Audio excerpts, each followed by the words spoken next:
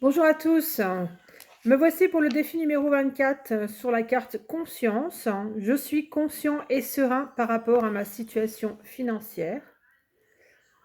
J'ai tardé un petit peu à vous faire cette vidéo parce que franchement, tout au départ, ça ne m'inspirait pas du tout. Et voilà qu'aujourd'hui, je m'installe pour vous faire votre vidéo et je pense que j'ai un peu plus de choses à vous partager que ce que j'aurais pensé.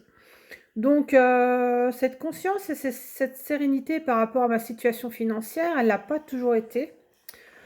Globalement, moi, par rapport à l'argent, j'ai jamais eu de soucis, de peur ou, de manque.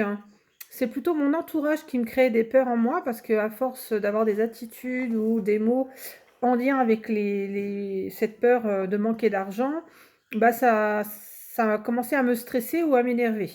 Donc du coup, dès l'instant où j'ai été indépendante financière, j'ai vraiment pris les choses comme moi je le sentais.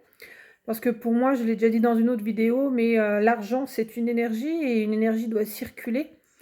Donc, de fil en aiguille, ça a généré une loi d'attraction, ou du moins le processus de la loi d'attraction s'est installé chez moi au quotidien.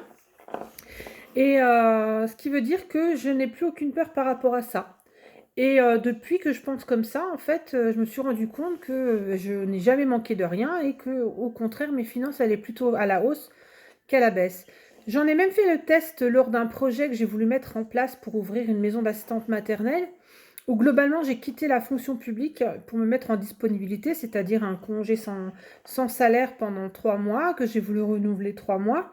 Et à côté de ça, le projet que je voulais monter, financièrement m'a coûté. En achat de matériel, en location de local, il y en a eu pour à peu près 2 500 € quand même, minimum. Et pour qu'au final, ce projet tombe à l'eau parce que sur 2 personnes, j'étais la seule à avoir eu l'agrément pour pouvoir ouvrir cette structure. Et je n'ai trouvé aucun moyen, en fait, de pouvoir finaliser ce projet. Mais financièrement, pendant toute cette durée, en fait, j'ai jamais manqué de rien. J'ai pu manger comme j'ai voulu, j'ai pu faire des achats comme j'ai voulu. Et à savoir que lorsque j'avais une facture qui tombait, de l'autre côté, j'avais une rentrée d'argent qui se faisait tout naturellement. Quand vous commencez vraiment à avoir cette sérénité par rapport à l'argent, vous vous rendez compte de toute façon, par exemple, si vous avez une grosse facture qui tombe et qui n'est pas prévue, que finalement, au niveau des courses, peut-être inconsciemment, je ne sais pas, ou toute autre chose, vous allez dépenser moins et que cette différence de cette somme d'une semaine à l'autre, en fait, globalement, peut combler une partie de la facture qui vient de tomber. Ou indirectement, vous pouvez, éventuellement avoir je sais pas moi, un cadeau de quelqu'un qui va faire, que ça va vous permettre d'alléger vos dépenses et du coup, de combler cette facture qui vient de tomber. Je vous ai mis dans cet article d'aujourd'hui, c'était sous forme de vidéo, il me semble. Voilà, comment utiliser ses dépenses pour attirer l'abondance financière, hein, de Laure Zanella.